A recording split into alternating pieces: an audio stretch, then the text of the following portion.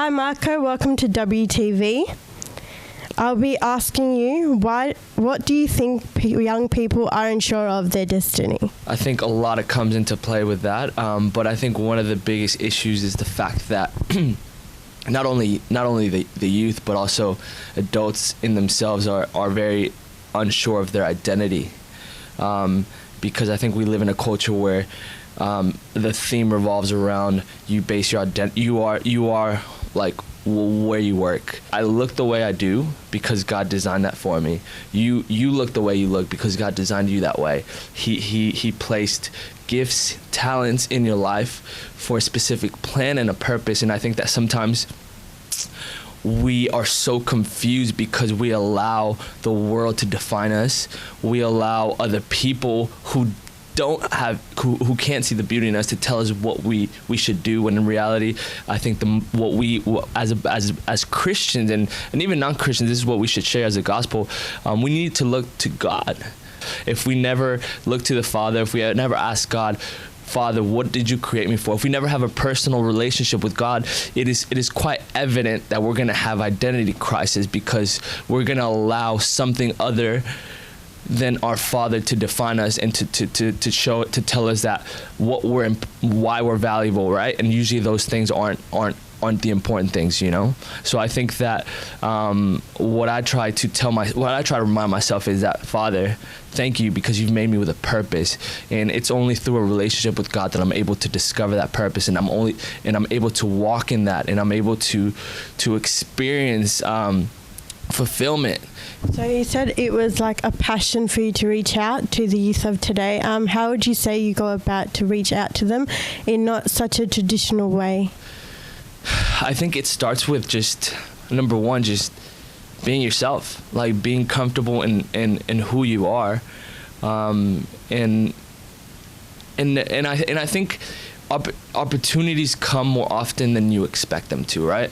To reach out and to meet people. I think the term reaching out just feels like, oh, I need to like overextend myself, right? I think the reaching out sometimes leads us to think that it's something that we have to go out of our way to do, which sometimes we do, but I think more often than not, it comes in everyday interactions. And I think that we have to just be willing to talk about our faith. We have to be willing to talk about what God has done for us.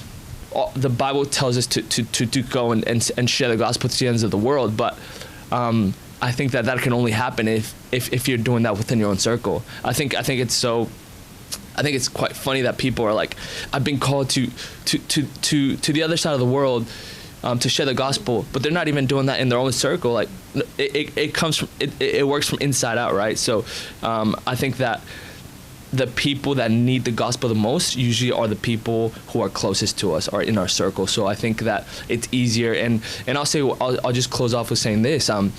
It's actually the currency that we have to deposit words into people's lives are friendship. So you don't have to be a theologian. You don't have to know the Bible from front to back.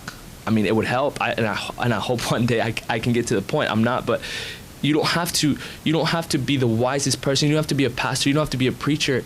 If you can just hug someone and say, hey, I love you, I'm going to be there for you. I don't know what you're going through, but just know that you can call me. If you can be that type of friend, that is the gospel.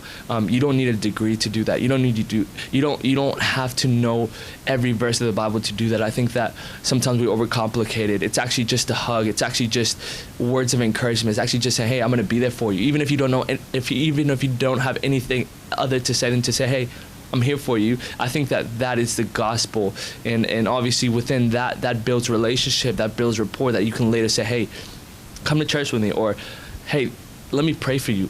Let me, and you begin to deposit seeds, but it's only built through friendship. So tonight Marco will be speaking to us, and I would just like to know where and what time this will be.